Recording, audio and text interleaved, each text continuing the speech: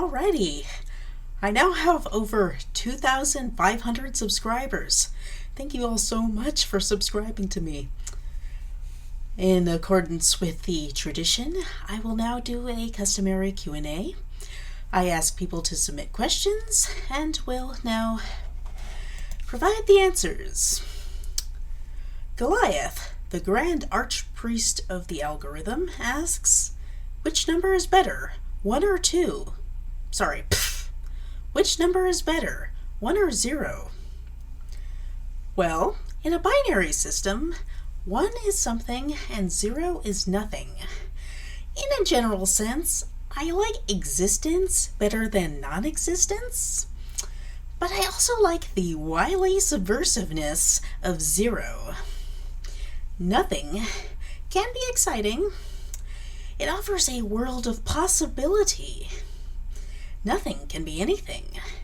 When you consider that the Christian Church once tried to ban 0 as satanic, representing the absence of everything, as in the absence of God, and therefore is satanic and must be banned to protect the children or whatnot, 0 is subversive. It is countercultural.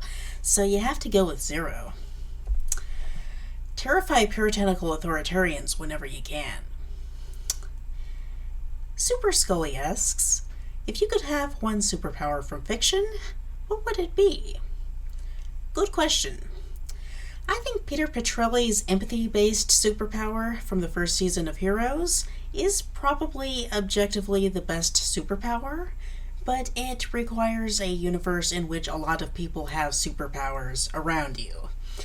Assuming the absence of this, you wanting something individual, I was thinking, I kind of like shapeshifting, as a trans girl, and I think my favorite shapeshifting power that is demonstrated is Rachel's in that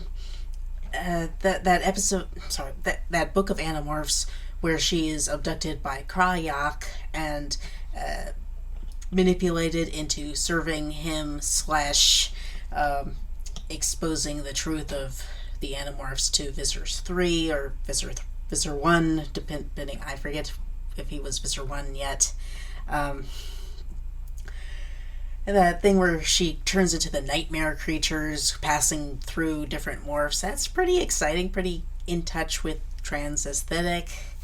But, I'm already transforming, so I have to say, ultimately, Ando's electrokinesis from, I think, Season 3 of Heroes, where he gets red lightning powers and he can zap people, but he also boosts other people's powers, which appeals to me on a kinky level because it's a switch power. He's both dominant and submissive. That is appealing, and lightning powers, yeah, you can fly with those. Gotta go with the red lightning. Bloody Burners asks, you think you'll ever do a review of Halo Infinite? I don't care for the campaign, but I'd love to hear your thoughts. Maybe? I got kind of bogged down writing a review of Halo Ghosts of Onyx. I got confused on a conceptual level about how to address the fascist themes that seem to be both in there as like an antagonistic element and an element that everyone's kind of for because it's based on Starship Troopers. And I wasn't sure how to address that. And that's kind of essential to talking about Halo at all. So I'm going to need to figure that out. In theory, I'd like to talk about the whole series. I will say here that I liked the campaign. I think it's a good Halo adventure story in and of itself. I don't think it's a good continuation of Halo 5, but then Halo 5 wasn't a very good story, so probably a good decision to dump Halo 5 and do something else. On the other hand, it is kind of disappointing that we never get a satisfying conclusion to the AI rebellion story. For Halo Infinite, I like the way that it starts in the middle of the story. I like the sidekick guy. I like that he's not even really part of the UNSC. I like the baddies. I like the new brute guys who are like they're better characters than Tartarus was. They're kind of compelling in their own stories and in their antagonism to the Master Chief. I like the way he's got the grappling hook thing now. Very Batman. Yeah, and just the characters seem to mesh better. It seems to be more focused on interpersonal relations than most entries in Halo, which is a good thing in my book. Yeah. Decent entry in the Halo series. Not good as a continuation of Halo 5. But then that might be a good thing. Bloody Burners also asks, how do you feel about Berserk, which is a manga anime? I started but haven't finished the manga. I also watched a bit of the abridged anime.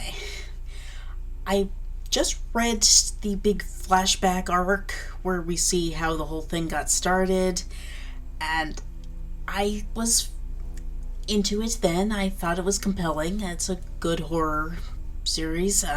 When we come back from the flashback, the pixie guy, he started to be written less as this compelling fantasy character and more as Jar Jar Binks, and I saw that as a sign that the quality was failing and decided to bail.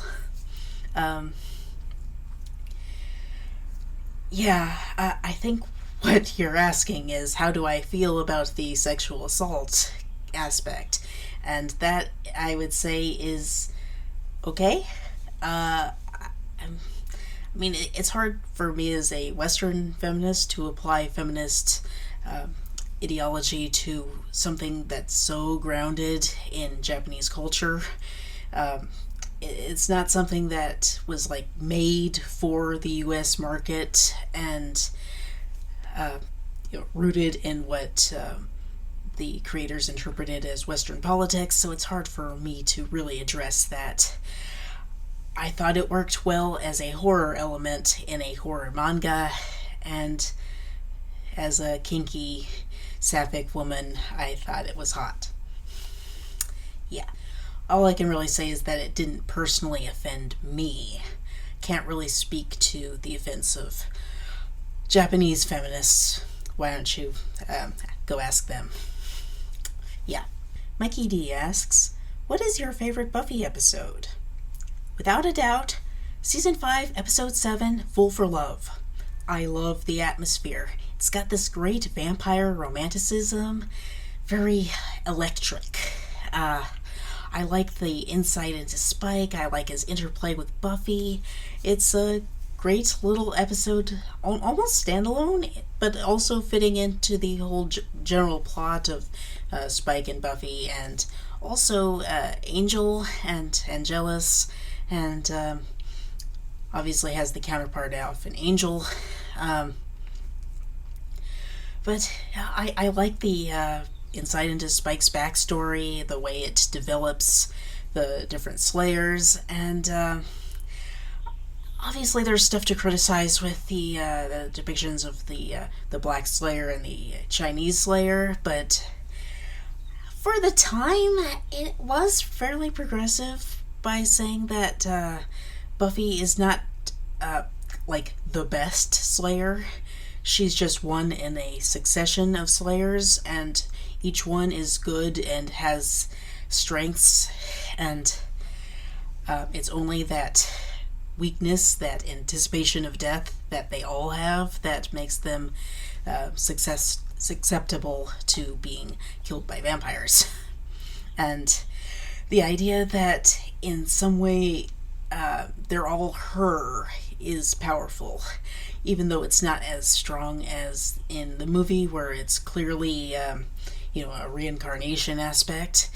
It is it fits Buffy into an overall Slayer thing. It's a set, not that she's the best of all the previous ones per se, though she's just been the most successful because of the family and friends aspect.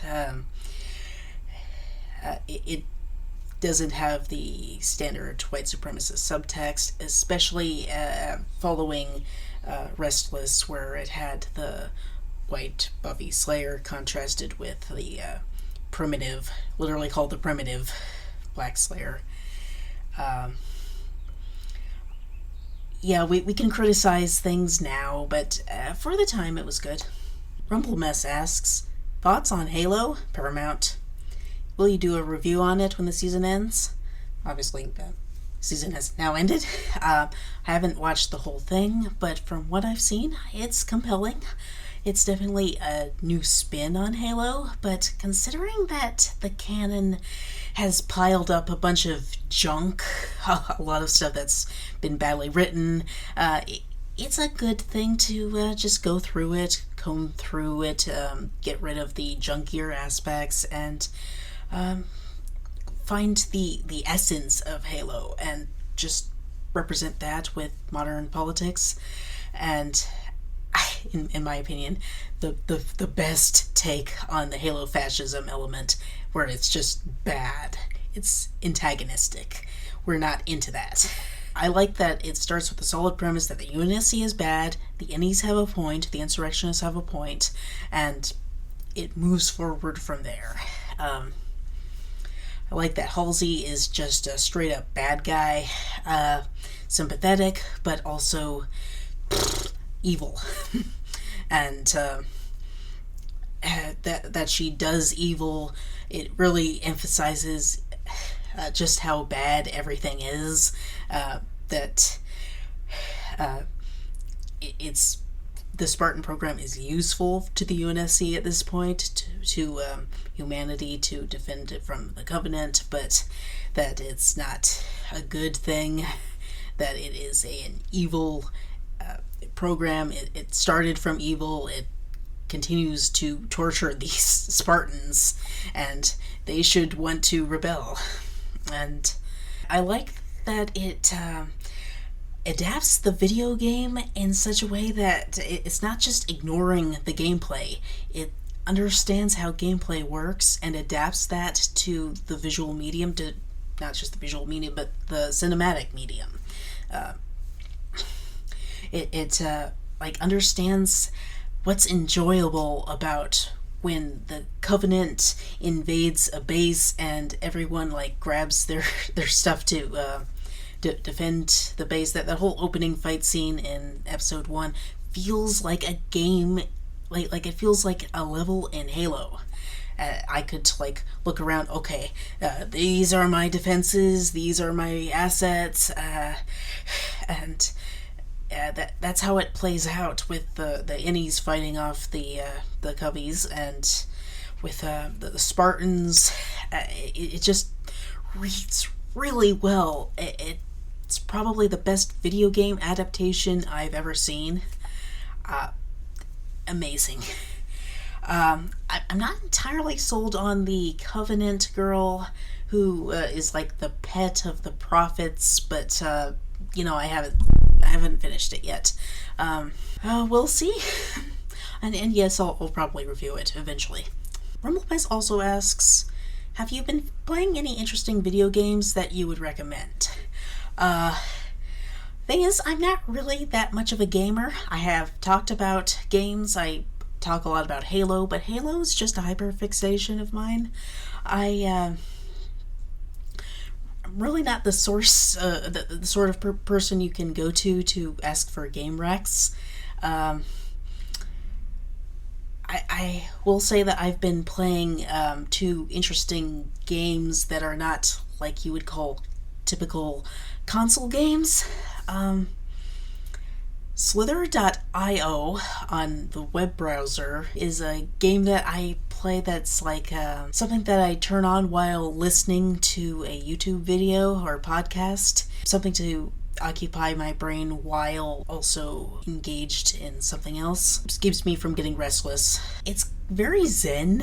I think you're just going along, absorbing the balls of light.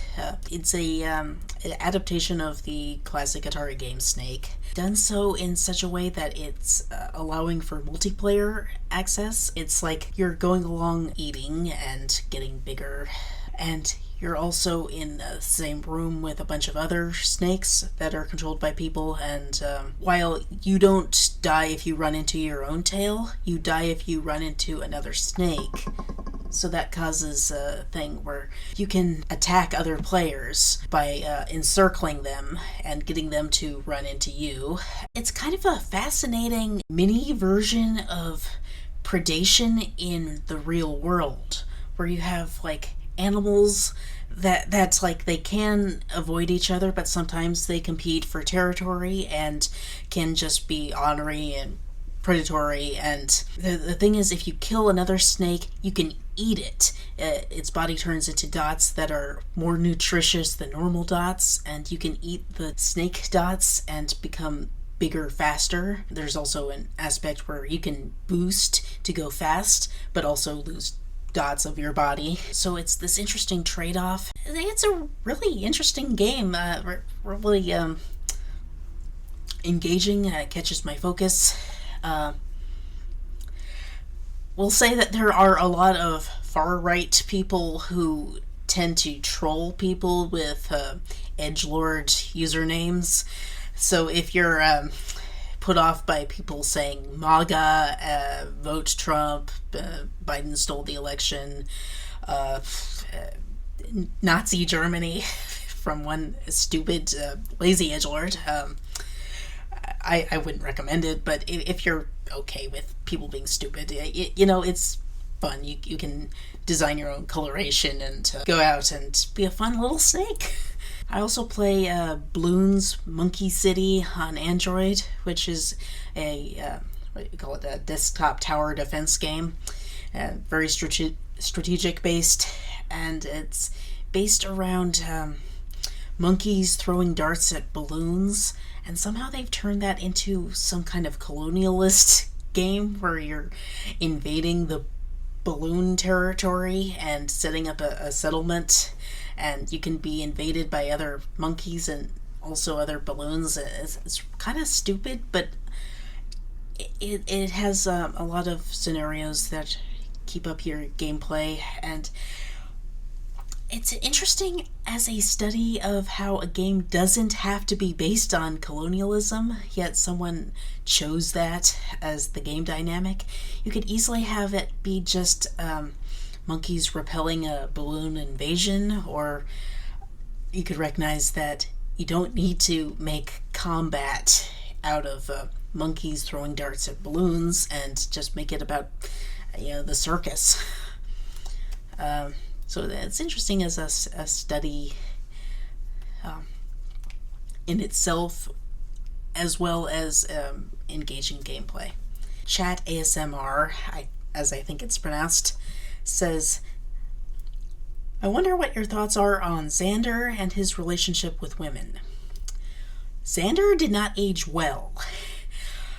A lot of people compare him to Ross from Friends, and I would speculate that he's specifically based on Dr. Bashir from Deep Space Nine. Some plot elements appear especially derivative of that show, and I suspect that Joss was a fan. It was a particularly popular archetype in American television at the time. I don't know how much can be blamed on Joss and his apparent identification with Xander as a character, as a lot of people are jumping on.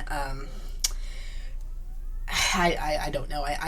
He's always said that his identification with the character is based on being the sole male geek surrounded by women, and that is not essential to the Ross problem, so I don't know if we can blame that on Joss's personality as much as he's he created the whole thing. His personality is everywhere. He also compares himself to Buffy now. He says that he used to think he was Xander, but then he realized that that he was Buffy all along. James Marsters has also compared Buffy to the figure of Prince Hamlet, and Joss Whedon has compared himself to Prince Hamlet a number of times and quoted Hamlet a number of times, so I suspect that he is as much Buffy as he is Xander, and if you like Buffy and hate Xander, you're just gonna have to live with the fact that you like the character that Joss Whedon sees himself as, to some extent at least. What's interesting to me about the Xander Ross thing is that Xander is actually very similar to Joxer from Xena Warrior Princess, but Joxer does not have that Ross characteristic. So it seems like the Ross thing is isolated to American television, and New Zealand television was able to do something very similar to Buffy and Xander without having the same problematic character trait. And there is a reason why I play the clip of Moloch decking Xander a lot. There's also a thing where Joss Whedon wanted Xander to serve a role similar to the characters in Wonder Woman, in looking up to the strong female character as being hot and wanting to be led by this hot, dominant woman. And so there's this transition you can see where Xander slowly comes to accept that he likes a hot, dominant woman in control as part of this thing that Joss Whedon thought that he'd be clever in doing, and using Buffy as like propaganda to subliminally program contemporary men into supporting feminists because they'd find dominant women hot. This should have been accomplished very early on in the show and had Xander change from the toxic masculinity Ross figure into more of a Joxer figure, if indeed that was something that he was going for and not just something he was saying for clout. Joey Zhao, I hope I said that okay, asks, do you have any recommendations of video games that meaningfully engage with feminist themes? Again, not a big gamer. I will open up the comments to suggestions that viewers have about feminist themes in popular video games. I can only recommend things that are fairly old that you probably are already familiar with. Night in the Woods and Life is Strange. Life is Strange has this interesting time travel dynamic and can be played in lesbian storyline tracks, and has this strong female protagonist who relates interpersonally with the town. Same with Night in the Woods, which it has much more dark complexity with the female protagonist kind of not being super likable, but like in a way that is relatable. She's heavily traumatized, just kind of is a jerk, but you also kind of want to give her a hug / pet her because she's also a cat, and can be played in a lesbian track as well. And in the other track, where you relate to a male friend, you get this whole spiel about always beat up Nazis. So we got that. Yeah, I'll open up the comments to suggestions. And finally, Irish Simpleton asks, do you have a Discord server? No, but that's an interesting suggestion. If people are interested, I could make one. As a corollary, is anyone interested in running it? Because I'm busy, can barely make videos on time, ish, and probably can't serve as a full-time moderator. If anyone could consistently be on top of things and wants to run the server, I'll make one. Yeah, that's it. Thank you all for your praise and your support. Thank you for 2,500 followers.